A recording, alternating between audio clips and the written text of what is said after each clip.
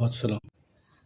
آج صبح پھر ایک نئے موضوع کے ساتھ خداوند کے کلام مقدس کی خدمت لے کر پاسٹر اکرم علیم حاضر ہے۔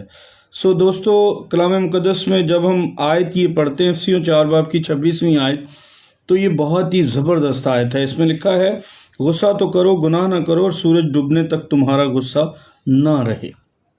خداوند چاہتا ہے کہ ہم غصے کو اپنے اندر پالتے نہ رہیں، غصہ ہماری زندگی پر حکومت نہ کرے۔ غصہ ایک کیا کہنا چاہیے، ناراضگی کا اصل مقصد بائبل کی نظر میں ہم دیکھیں تو بائبل مانتی ہے کہ انسان کبھی کبھی ناراض ہوتا ہے، کیونکہ یہ جذباتی کمزوری ہے ناراض ہونا، لیکن اس ناراضگی کو کنٹرول کرنا لازمی ہے تاکہ یہ گناہ میں نہ بدل جائے۔ جب غصہ مسلسل ہماری زندگی میں رہتا ہے تو پھر یہ گناہ میں بدل جاتا ہے، اور اس سے ہمیں خدا بچانا چاہتا ہے۔ اس لیے وہ چاہتا ہے کہ تمہاری ناراضگی سورج ڈوبنے تک رہے، بس وہاں تک، اس کے بعد نہیں۔ کیوں کئی پاسبان، سوال یہ ہے، کیوں کئی پاسبان اپنی ناراضگی ختم نہیں کرتے؟ پاسبان، اور کیوں کوئی اپنی ناراضگی لوگ ختم نہیں کرتے؟ لوگ تو اس لیے ختم نہیں کرتے کہ وہ کلام سے درست طور پر واقف نہیں ہوتے، کلام کے پیروکار نہیں ہوتے، کلام پر وہ عمل پیرا نہیں ہوتے۔ وہ اس لیے جو ہے وہ ناراضگی کو طول دیتے ہیں، نفرت کو طول دیتے ہیں، کیونکہ وہ خدا سے اور کلام سے واقف نہیں ہوتے۔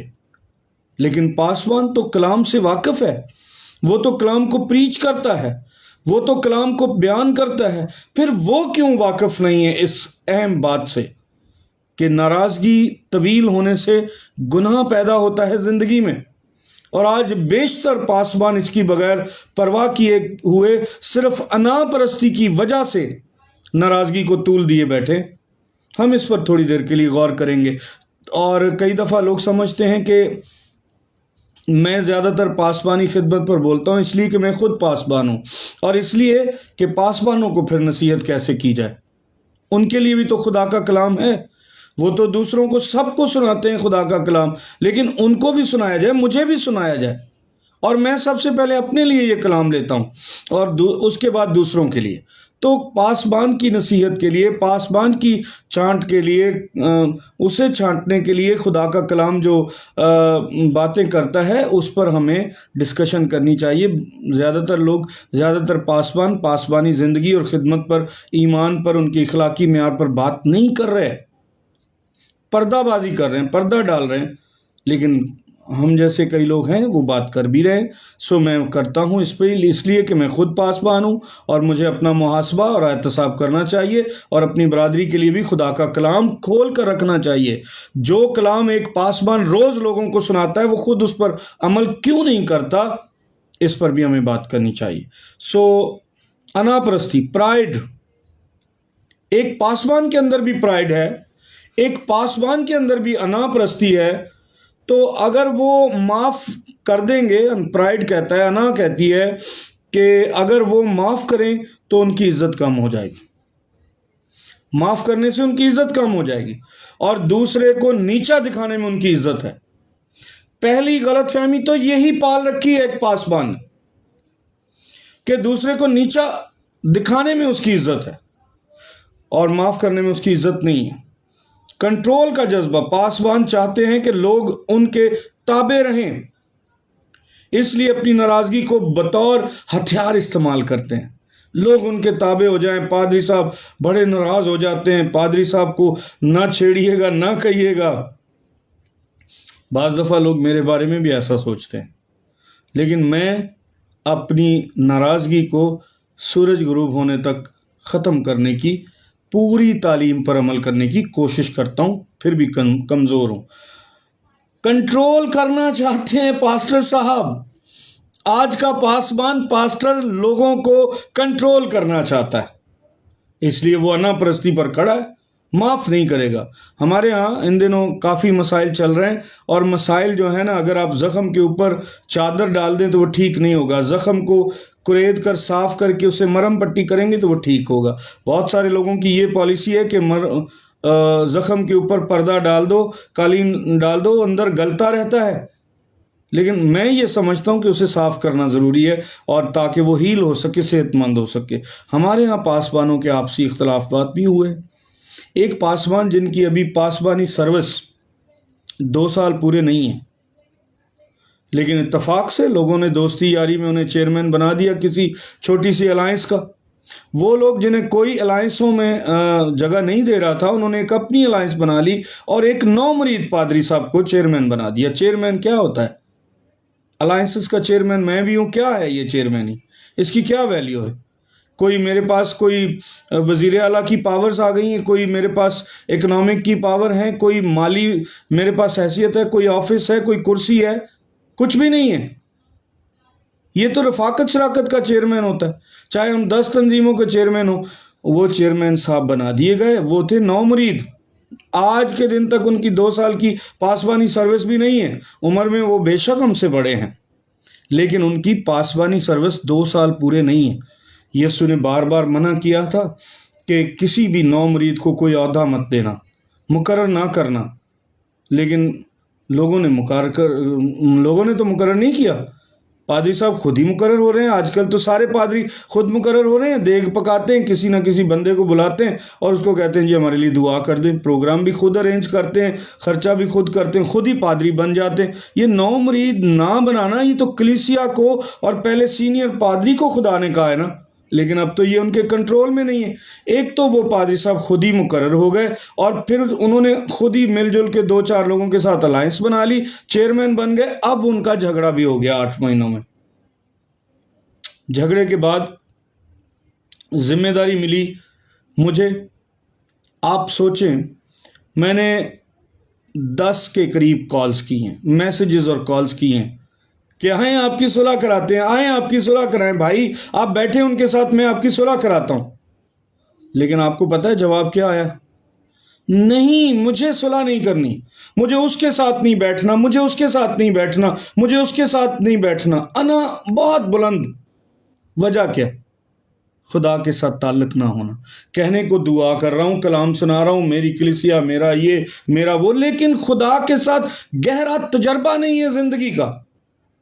اس لیے انا معافی سے زیادہ زور آور اس شخص کی زندگی میں ہو گئی، حالانکہ ہمارے نزدیک وہ کوئی بہت زیادہ کوئی کچھ بھی نہیں ہے، ہمارے حساب سے خدمت میں بھی کچھ نہیں ہے، ویسے بھی ایجوکیشن میں بھی کچھ نہیں ہے، لیکن وہ 9 مرید ہے۔ اس نے اپنے آپ کو بہت کچھ سمجھ بیٹھا ہے، اور اب وہ صلح کے لیے تیار نہیں، حالانکہ وہ جس چرچ کی کہتا ہے میں خادم ہوں، اس کی بنیادی تعلیم معافی ہے۔ جس یسوع کا وہ کہتا ہے میں پیروکار ہوں، اس کی بنیادی تعلیم معافی ہے۔ اور جو شخص معافی نہیں دیتا، اسے شاعر بانی نہیں لینی چاہیے، اسے کلام کو نہیں سنانا چاہیے۔ کلام میں لکھا ہے یہ ساری باتیں، اور اسے دعا ربانی بھی نہیں پڑھنی چاہیے، کیونکہ ہر روز وہ دعا ربانی پڑھتا ہے اور اس میں کہتا ہے جس طرح میں نے دوسروں کے قصور معاف کیے تو بھی میرے قصور۔ کس قدر جھوٹی زندگی ہو جاتی ہے اگر ایک ایماندار شخص، ایک پاسبان شخص کسی کو معاف نہیں کر سکتا۔ تو یہ ایک بہت بڑا مسئلہ بنا ہوا ہے۔ ہم کہہ رہے ہیں بھائی جی صلح کر لیں، وہ کہتا ہے میں نہیں کروں گا، اس کے ساتھ نہیں کروں گا۔ خالصتاً دنیا داری کا نظریہ پیش کیا جا رہا ہے۔ وجہ 9 مریدی، گہرا تجربہ نہیں ہے، گہری زندگی نہیں ہے۔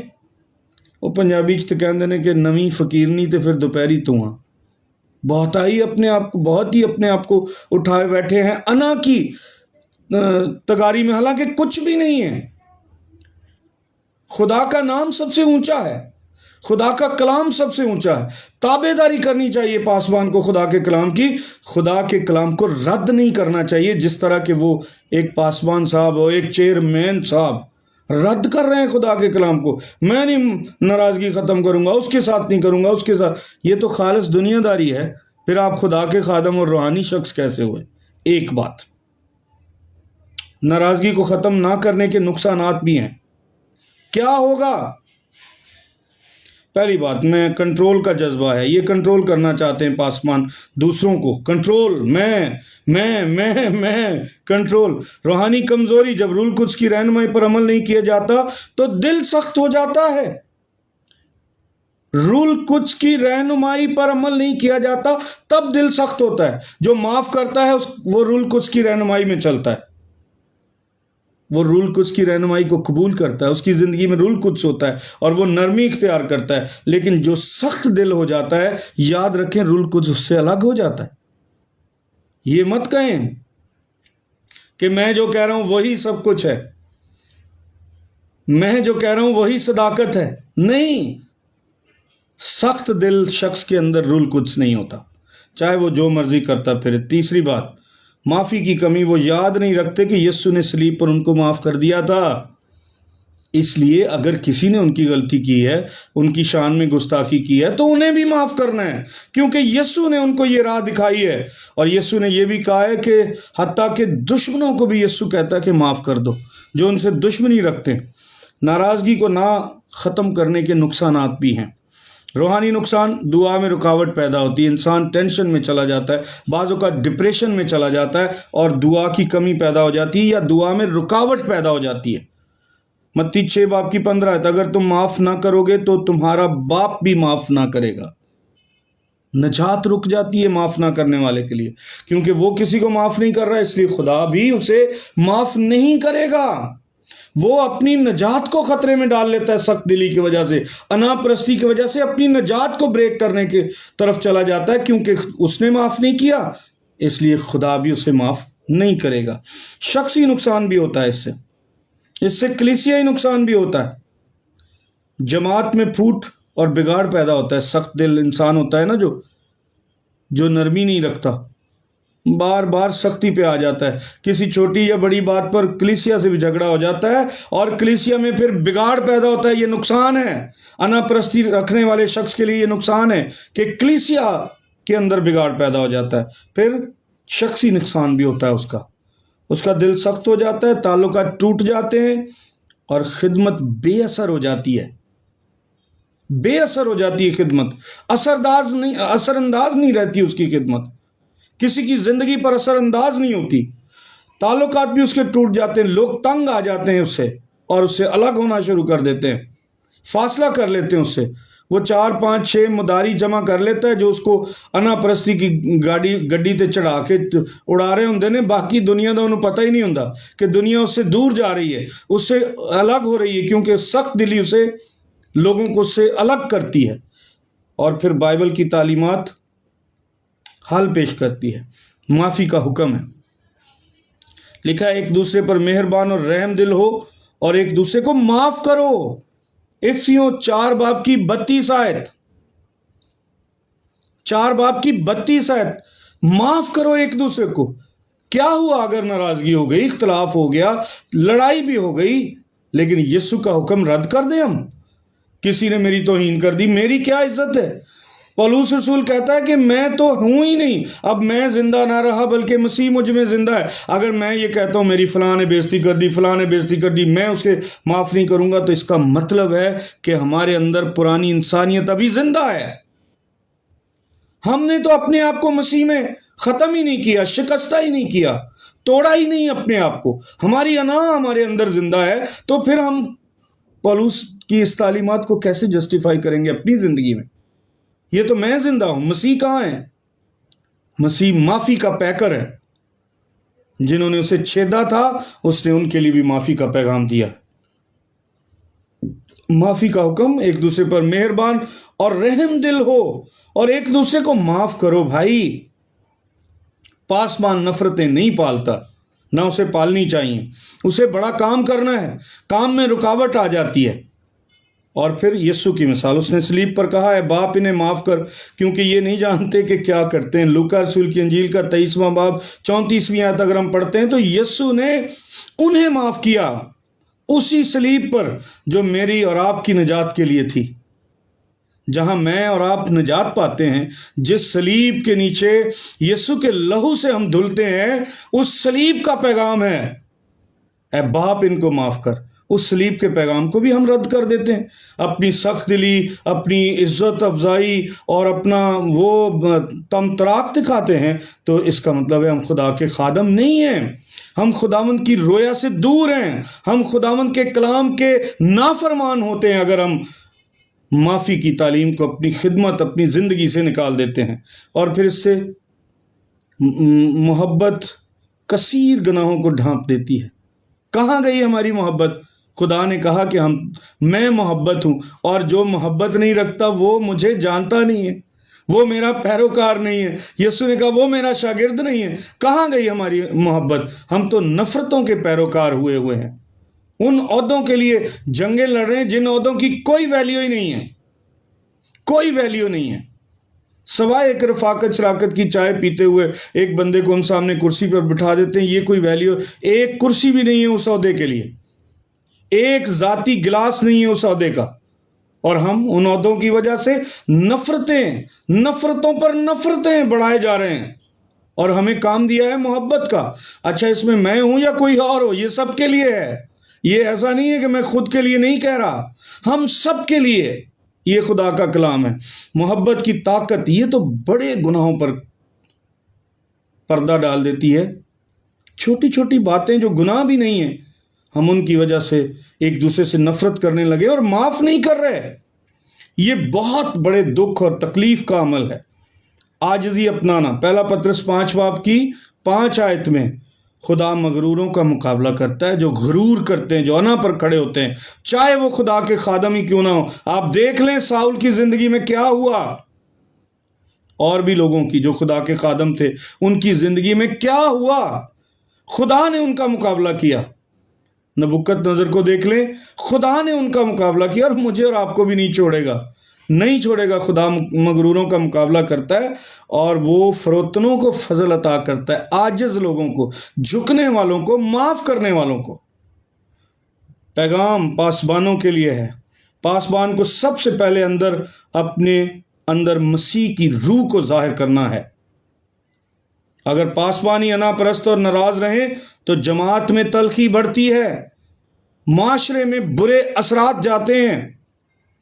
اصل پاسبانی کا مطلب ہے گلہ، بکریوں کو جوڑنا اور مرہم لگانا، نہ کہ زخم بڑھانا۔ چرواہے کا کام بکریوں اور بھیڑوں کو مرہم لگاتا ہے، وہ زخموں کو مزید نہیں زخم بڑھاتا۔ یسوع مسیح کی طرح پاسبان کو بھی صلح کرانے والا، معاف کرنے والا اور فروتن ہونا چاہیے۔ یہ صفتیں ہیں پاسبان کی، اور اگر یہ صفتوں کے بجائے انا پرست، لڑائیوں کا موجب بننے والا، لڑائیوں کو طول دینے والا ہے تو وہ پاسبان نہیں ہے۔ پاسبان کو سچائی پر چلنے والا، صلح کرانے والا، معاف کرنے والا اور فروتن بننا ہے۔ یہ خدا کا ٹارگٹ ہے خادم کے لیے۔ آج کا خادم یا پاسبان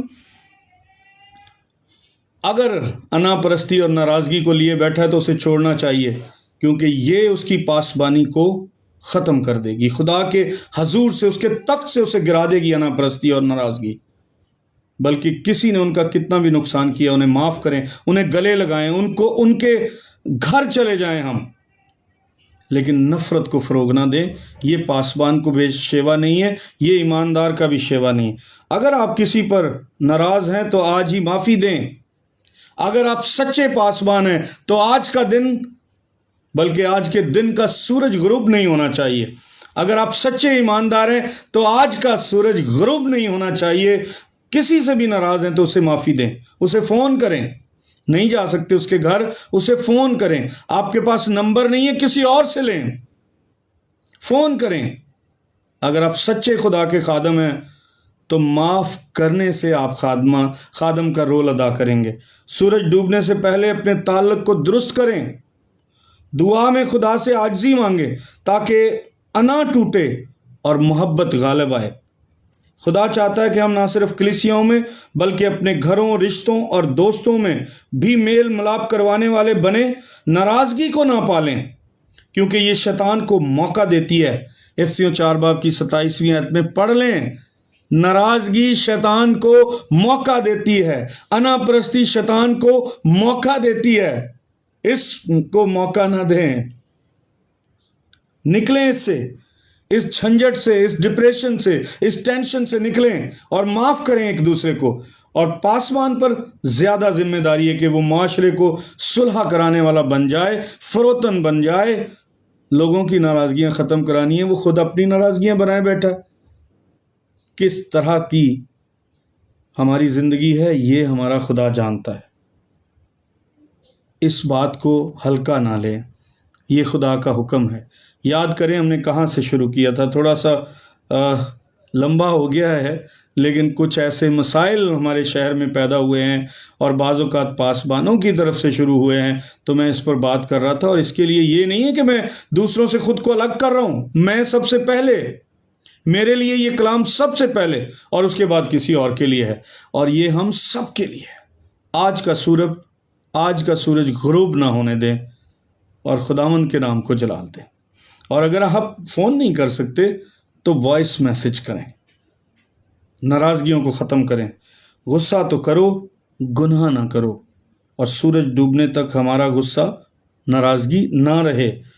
بائبل مانتی ہے کہ ہمیں کبھی کبھی غصہ آ جاتا ہے، لیکن وہ نہیں چاہتی بائبل، اور یسوع نہیں چاہتا، اور روح القدس نہیں چاہتا کہ ہم ناراضگی کو گناہ بننے دیں. روح القدس اگر ہمارے اندر ہے تو ہم ناراضگیاں اور نفرتیں نہیں پال سکتے. محبت، فروتنی اور عاجزی اختیار کریں گے. یہ روح القدس ہمیں سکھاتا ہے. خدا مجھے اور آپ کو اس کلام پر عمل کرنے کی پوری توفیق عطا کرے اور اس کے وسیلہ سے ہم سب کو برکت دے. Thank you. God bless you all.